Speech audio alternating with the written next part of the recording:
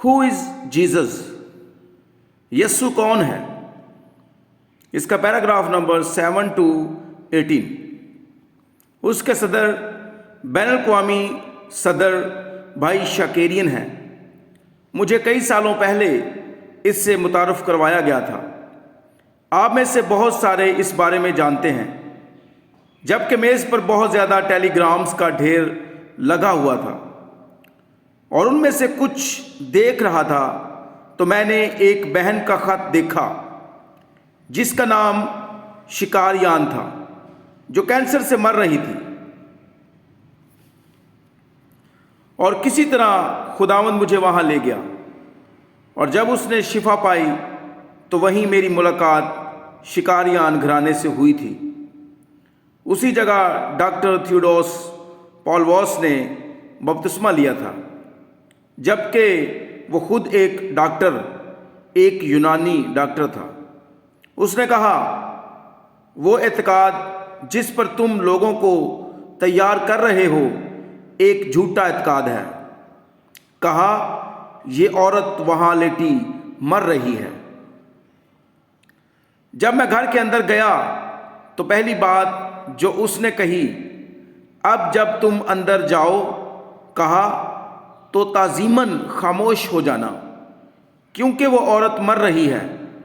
وہ یہاں لائی گئی تھی اور اس کے دونوں پستانوں کو کاٹ دیا گیا تھا اور وہ اب سوج چکی ہے۔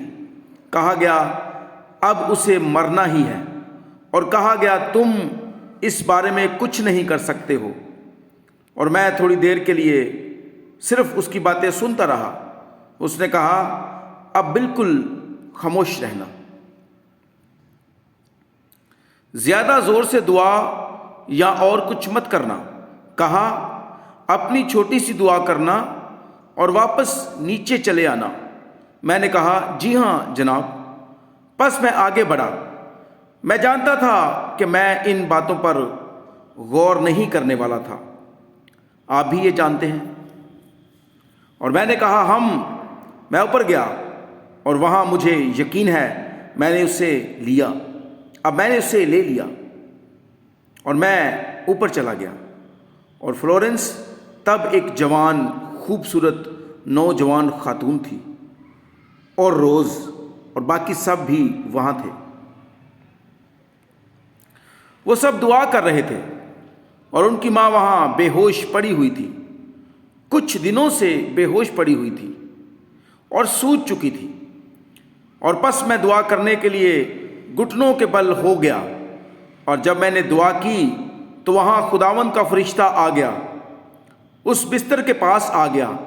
کہا، 3 دنوں میں یہ پھر سے اٹھ کھڑی ہوگی۔ پس میں گھوما اور میں نے چلنا شروع کر دیا، اور وہ بھی میرے پیچھے آ گئے۔ میں نے کہا،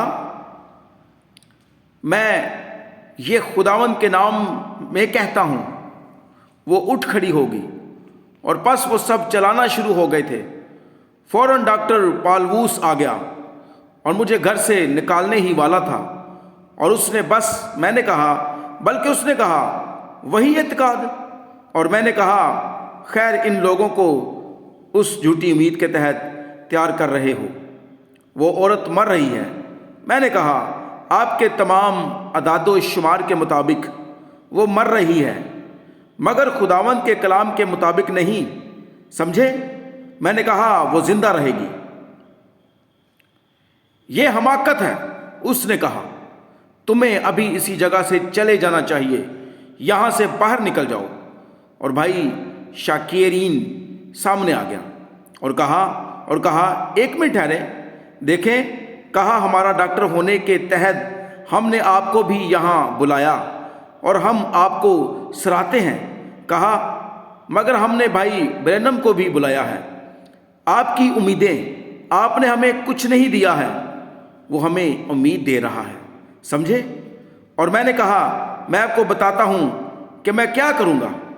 اگر وہ 3 دنوں کے اندر نہ اٹھی اور باہر نہیں آئی تو میں اپنی کمر پر ایک جھوٹے نبی کا نشان لگا لوں گا، اور ہم یہاں لاس اینجلس میں باہر جائیں گے، اور تم اپنی گاڑی میں بیٹھنا، گلیوں میں سے گزرنا اور میری طرف ہارن بجاتے رہنا، سمجھے؟ اور پھر اگر وہ اٹھ گئی تو میں تمہاری کمر پر ایک نشان لٹکاؤں گا، نیم حکیم ڈاکٹر، اور تمہاری گاڑی میں بیٹھوں گا اور بجاؤں گا، سمجھے؟ جماعت ہنستی ہے۔ وہ ایسا نہیں کرنا چاہتا تھا۔ بعد میں اسے ایک آبپاشی کے نالے میں بپتسمہ دیا تھا اور وہ خداوند کی خدمت کر رہا تھا۔ اس وقت کے بعد جلال میں اسے گھر بلا لیا گیا تھا، اور لہٰذا اس طرح میری ملاقات شکاریان گھرانے سے ہوئی۔ بعد میں نے ان کی پہلی جماعت بنانے میں معاون رہا تھا۔ پورے ملک میں اور دنیا کے گرد میں نے ان کی جماعتوں میں ان کی مدد کی۔ یہ آدمیوں کا ایک بہترین گروہ ہے۔